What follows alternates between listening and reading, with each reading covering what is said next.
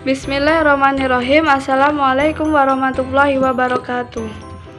Baiklah, perkenalkan nama saya Nur Mulyatu Sanda dari program studi D3 Keperawatan Stikes Mitra Adiguna Palembang. Adapun tujuan pembuatan video ini untuk memenuhi tugas mata kuliah patofisiologi. Dan baiklah, di sini saya akan menjelaskan proses infeksi.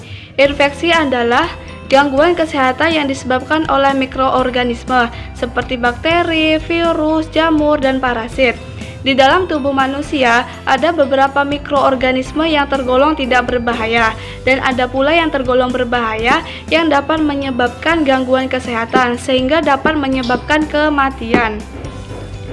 Ada pula jenis dan penyebab dari infeksi. Yang pertama yaitu virus. Virus adalah mikroorganisme yang menyerang sel dalam tubuh, seperti contohnya virus HIV dan virus COVID-19.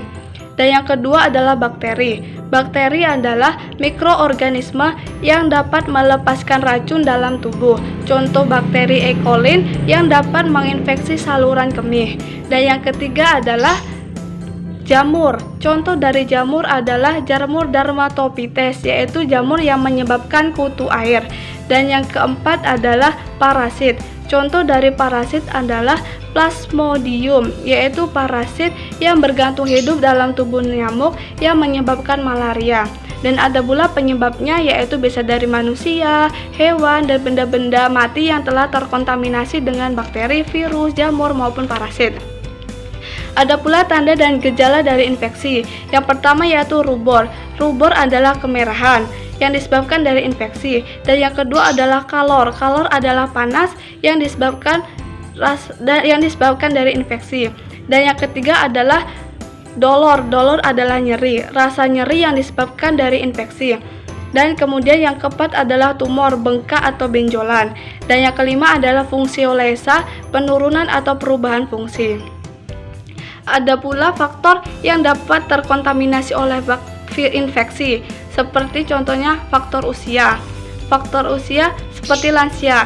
Lansia rentan terkontaminasi infeksi karena metabolisme tubuh atau imun tubuhnya menurun. Kemudian status nutrisi, status imunitas, stres, dan kelelahan.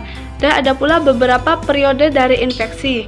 Yang pertama yaitu periode inkubasi, yaitu periode di mana masuknya bakteri atau virus ke dalam tubuh sehingga menimbulkan gejala.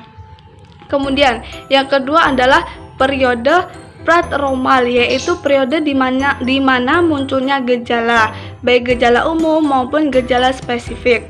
Kemudian yang ketiga adalah periode sakit, periode di mana timbulnya manifestasi. Dan yang keempat adalah periode konvalensi, yaitu menurunnya gejala sehingga pasien kembali normal.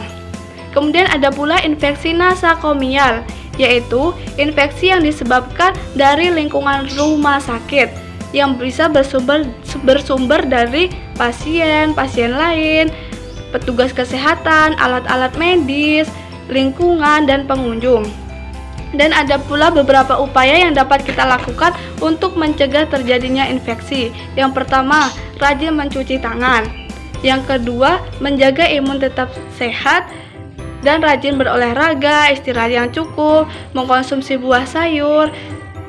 Kemudian ada pula standar perlindungan dari infeksi, yaitu dengan asepsi. Tujuan asepsi untuk mengurangi jumlah mikroorganisme dalam benda-benda mati ataupun benda hidup.